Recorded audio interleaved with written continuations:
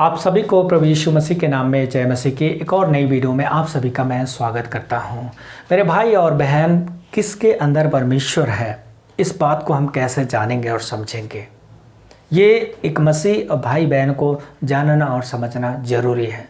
यदि परमेश्वर किसी के ज़िंदगी में आ जाएं तो क्या क्या परिवर्तन होंगे, तो उन परिवर्तनों के बारे में आज हम जानने की कोशिश करेंगे परमेश्वर के वचन के अनुसार से। सबसे पहली बात, जिसके ज़िंदगी में परमेश्वर आ गया अर्थात पवित्र आत्मा आ गया, उसके जीवन में पहला स्वभाव आता है तो वो देने का। क्यों मैं इस बात को कह रहा हूँ? क्योंकि बाइबल कहती है परमेश्वर देने वाला है।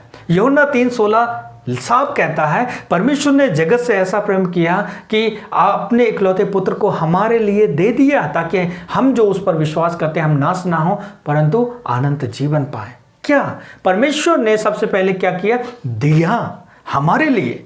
जब परमेश्वर देने वाला है तो जब परमेश्वर हमारे अंदर आ गया तो हमें भी ऐसा बनना है। और क्या लिखा है? परमेश्वर ने मनुष्य को भूमि की मिट्टी से बनाया और उसके नथनों में जीवन का श्वास फूंक दिया। यहाँ पे भी क्या हुआ? दिया, अर्थात परमेश्वर देने वाला। कई ऐसे उदाहरण मैं आप लोगों को दे सकता हूँ। जब परमेश्वर ने आदम और हवा को बनाने से पहले सबसे पहले बनाया क्या?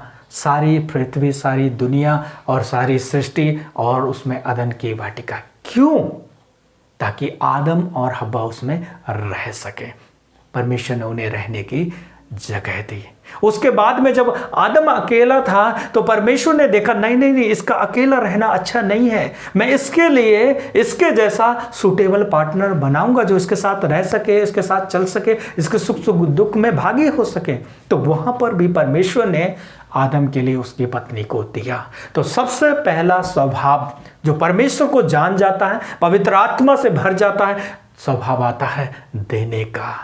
आज हम मसीह होने के नाते हमें अपने समय को, और यदि हमारे पास अच्छी अर्निंग है, प्रभु ने ऐसे सोर्स दिए हैं, तो हम अपने भेंटों के द्वारा भी सेवा को आगे बढ़ा सकते हैं और सेवा के लिए हम आगे आ सकते हैं। दूसरा पॉइंट है, जब परमेश्वर किसी के ज़िंदगी में आ जाता है तो उसके ज़िंदगी से भेदभाव खत्म हो जाता है।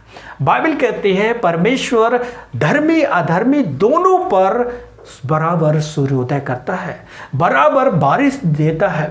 जब वो धर्मी अधर्मी पर दोनों पर बराबर सूर्योदय करता है, दोनों को बराबर प्रेम करता है, उनके दिल में पक्षपात नहीं करता है, तो हम कैसे पक्षपात कर सकते हैं?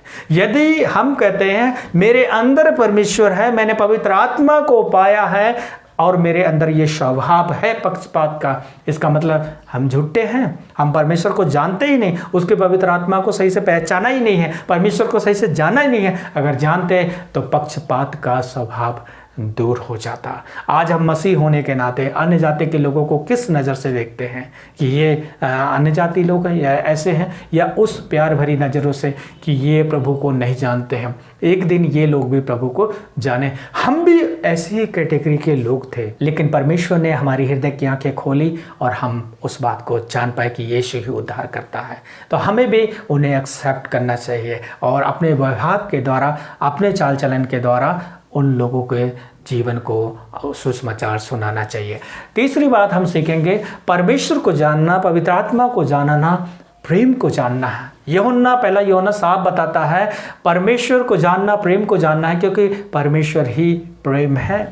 यदि आज भी मेरे जीवन में ये होता है कि ये अच्छा है, वो खराब है, ये अच्छी है और ये वो खराब है, तो इसका मतलब मैंने परमेश्वर को नहीं जाना है, परमेश्वर को सही से नहीं पहचाना है। इसलिए मेरे भाई और बहन, अगर कोई भी व्यक्ति ये दावा करता है कि मैं परमेश्वर को जानती पहचानती, उस पवित्र आत्मा से भरी हुई, और ये स्वभाव उनके जीवन में नहीं है, तो समझ लो वो झूठे हैं। क्योंकि प्रभु यीशु मसीह ने क्या कहा कि आप उनके फलों से उनको पहचानेंगे। चौथी बात, जिसके जीवन में पवित्र आत्मा आ गया, परमेश्वर आ गया, वो पाप से घृणा करेगा, पापी से नहीं, पाप से घृणा करेंगे, क्योंकि वचन में लिखा है कि पवित्र बनो क्योंकि मैं पवित्र हूँ।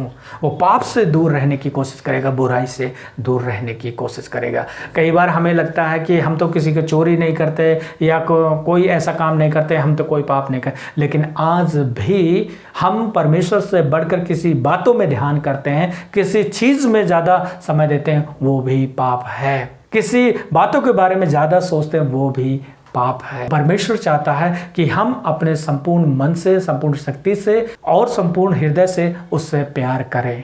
जिंदगी में सर्वप्रथम परमेश्वर को दे। परमेश्वर ने आपको एक माँ बनाया होगा, एक सासू बनाया होगा, एक पति बनाया होगा, एक बच्चे बनाया हो, कोई भी जिम्मेदारी मेरी और आपकी क्यों ना हो, लेकिन परमेश्वर चाहता है कि हम अपने जीवन में सर्वप्रथम स्थान प्रभु को दे। मैं आशा करता हूं कि ये वचन आपके जीवन में आशीष के कारण होंगे और आप इन अंतिम दिनों में इन वचनों के द्वारा इंसान को पहचान सकते हैं कि जो व्यक्ति कहता है मैं पवित्र आत्मा से भरा हूं, मैंने परमेश्वर को पा लिया और जान लिया है, कि वाकई में उसके जीवन में ये फल दिखाई देते हैं या नहीं देते हैं। हालेलुया हालेलुया करने से ऐसा नहीं है कि वो बहुत आत्मिक व्यक्ति है।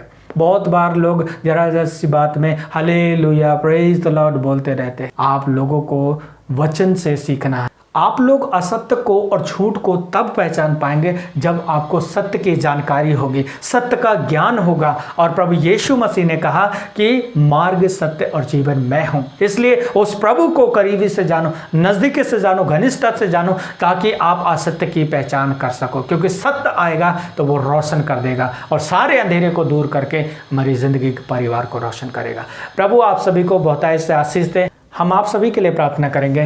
प्यारे प्रभु जी, हम आपके चरणों में आते हैं। पिता, आप बहुतायत से आशीष दे। ये वचन झूठे नहीं है प्रभु, इसमें बल है, ताकत है प्रभु। हम सच्चाई को और करीबी से जाने, ताकि प्रभु जी हम झूठ को पहचान सके। यीशु मसीह, ये सारे वचन तेरे बच्चों के ज़िंदगी में कार्यरत होने पाए, ये पावरफुल रीति से तेरे स्वरूप और समानता में दिन प्रतिदिन बदलते चले जाएं। जितना ज़्यादा तुझ में समय बिताएंगे, तेरे वचन में समय बिताएंगे, प्रार्थना में समय बिताएंगे, ये प्रकाशमान होंगे, ये उज्याले भरे होंगे, इनके जीवन के हालात और परिस्थितियां बदलेंगे। यीशु मसीह के नाम से मैं एक एक भाई और बहन को आशीर्वाद देता हूं। और जितने भाई और बहन प्रभु इस YouTube के द्वारा बहुत से वीडियो को देखते हैं, तेरे वचन को सीखते हैं, प्रत्येक जन को आप आशीष दीजिए। खुदाबंद तू दयालु है, अनुग्रहकारी है। मेरा विश्वास है ये तेरे वचन इनके जीवन के आत्मिक उन्नति का कारण बनेंगे। प्रभु सुनने वाले ना करने वाले बने, ताकि तेरी ओर से हर एक आशीष जो तूने अपने वचन में कहा वो सब प्राप्त करने पाए। धन्यवाद करते हैं डैडी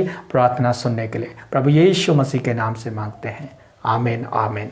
इसी प्रकार की वीडियो देखने के लिए आप हमारे चैनल के साथ बने रहें। यदि आप हमारी वीडियो के द्वारा आशीष पाते हैं तो अपने यार दोस्तों को, फैमिली को जरूर शेयर किया करें, ताकि वो लोग भी सीखें। मिलेंगे अगली नई वीडियो में नए टॉपिक के साथ। प्रभु आप सभी को आशीष दे। जय मसीह की।